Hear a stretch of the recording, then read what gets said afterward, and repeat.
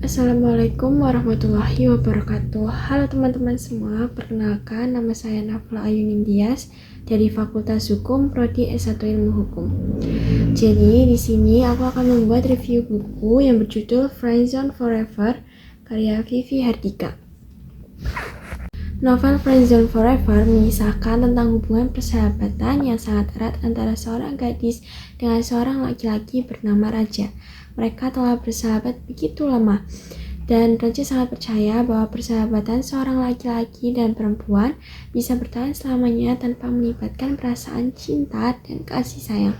Namun di balik itu semua, di balik persahabatan mereka, sang gadis memendam perasaan cinta yang mendalam untuk Raja. Sayangnya, Raja sama sekali tidak memiliki perasaan yang sama dengan si gadis tersebut. Ia gagal memahami perasaan sahabatnya yang sebenarnya. Raja selalu mengira bahwa hal-hal yang disukai sahabatnya yaitu hal sederhana, sekedar melihat senja atau matahari terbit.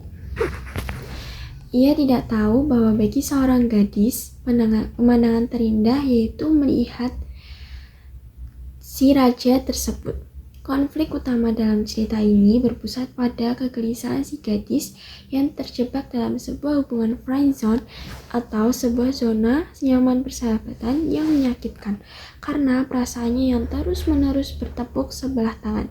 Ia terus-menerus berjuang sendiri dengan perasaannya sendiri, sementara Raja tetap menganggapnya hanya sebagai seorang sahabatnya saja. Novel berjudul Friendzone Forever karya Vivi Hardika ini mengeksplorasi manis dan pahitnya tentang persahabatan, penantian, harapan akan cinta yang tak pernah terucap. Lalu pesan moral yang dapat diambil dari buku Friendzone Forever karya Vivi Hardika yaitu yang pertama, kejujuran dalam perasaan, di mana kisah ini menyoroti pentingnya keberanian kita untuk bisa mengungkapkan perasaan yang ada yang terpendam di dalam diri kita sendiri dan tidak memendamnya lama-kelamaan. Lalu yang kedua, kompleksitas hubungan pria dan wanita. Novel ini juga menggambarkan bahwa persahabatan antara pria dan wanita seringkali lebih rumit daripada realistisnya. Lalu yang ketiga, perspektif dalam memandang seseorang. Yang keempat, menghargai sebuah keputusan. Pada akhirnya, kita harus menghargai sebuah keputusan dari ujungnya sebuah hubungan tersebut. Lalu, kelebihan dari buku Friendzone Forever karya Vivi Hardika ini, yang pertama, buku ini memiliki tema yang relevan atau relatable, melihat dari zaman sekarang atau biasa disebut dengan zaman Gen Z. Buku ini mengangkat isu yang sangat akrab terutama bagi kalangan muda atau kalangan remaja. Lalu yang kedua, bahasa yang ringan dan mengalir. Vivi Hardika menggunakan gaya bahasa yang sederhana, ringan, dan mudah dipahami dalam membaca. Lalu yang tiga, penggambaran emosi yang kuat.